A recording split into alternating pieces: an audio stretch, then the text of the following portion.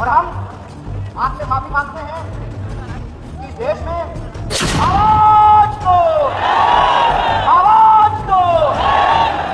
एक बार फिर से राम प्रसाद बिस्मिल और अशफाकुल्लाह खान की दोस्ती कायम होगी तो हम इनको जरूर हराएंगे।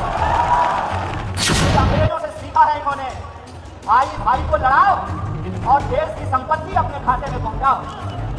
मतलब ये है कि आज एक शब्द निकाला जा रहा है, कल को पूरी किताब बदली जाएगी। बंगाल के अलग अलग कोनों से यहाँ आए हैं तो मैं आपका ज्यादा वक्त नहीं लूंगा। मुझे 3 मिनट बोलने के लिए कहा गया, मुझे सिर्फ 3 बात कहनी है आपसे। पहली बात तो ये कि काली टोपी पहनने वाली आरएसएस की फौज ने यह जो काला कानून लाया है, भारतीय राष्ट्रीय कांग्रेस की तरफ से हम इसकी मुखालफत करते हैं, हम इसका पुरजोर विरोध करते हैं। और दूसरी बात कि हमारा यहाँ आना ये कोई सियासी कदम नहीं है।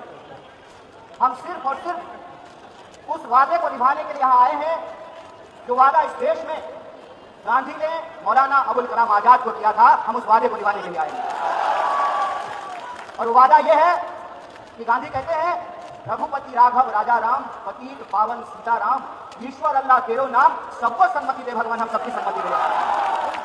और हम आपसे माफी मांगते हैं कि इस देश में सेकुलरिज्म को बचा के रखने की जिम्मेवारी हमारे कंधों पर थी। गांधी के देश में गोड से गद्दी पर बैठा है, इसके लिए हम आपसे माफी मांगते हैं। लेकिन हम आपसे वादा करते हैं कि अगर इस मुल्क में एक बार फिर से राम प्रसाद बिस्मिल और अशफाकुल्लाह खान की दोस्ती कायम होगी तो हम इनको जरूर हराएंगे।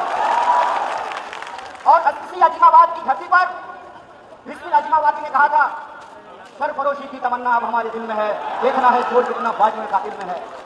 चाहे इसकी जो भी कीमत चुकानी पड़े, खुले मंच से पूरे देश की आवाम को कांग्रेस पार्टी की तरफ से मोहब्बत का यह पैगाम है कि सियासत में जितनी भी शिकस्त मिले मंजूर है, लेकिन सत्य के साथ समझौता नहीं करेंगे, इस देश के संविधान के साथ समझौता नहीं करेंगे।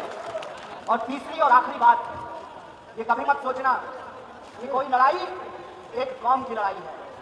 ये कभी मत सोचना कि इंसाफ की लड़ाई एक धर्म को मानने वालों की लड़ाई है। ये कभी मत सोचना कि न्याय की लड़ाई एक जहदी को कायम करने की जिम्मेवारी सिर्फ रहमान के कंधे पे है, बल्कि एक जहदी को कायम करने की जिम्मेवारी वाली है। कल बारी हमारी है। और मैं एक बात बोल करके अपनी बात को खत्म करूंगा। मैं आपको याद दिलाना चाहता हूं, जब 370 हटाया जा रहा था तब हमारे व्हाट्सएप पे मैसेज आता था, शाबाश मोदी जी, अब तो हम डल लेक के सामने जमीन खरीदेंगे। मेरे टोले मोहल्ले के लोगों, बताओ कितनी जमीन तुमने डल लेक के सामने खरीदी है, बता दो जरा हमको।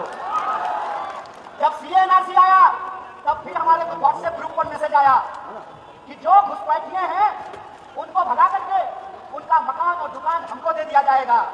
बता दो कितना मकान और दुकान तुमको मिला है। ये साजिश है, साजिश समझ लेना। ये वही साजिश है जो ये अंग्रेजों से सीखा है इन्होंने, भाई भाई को लड़ाओ और देश की संपत्ति अपने खाते में पहुंचाओ। ये साजिश आप जान लेना कि वक्त की जमीन कब्जा करके किसी हिंदू और मुसलमान को नहीं मिलेगा। गुजरात से आए हैं साहब, गुजराती दोस्त को जमीन देने के लिए साजिश है। अगर किसी को लगता है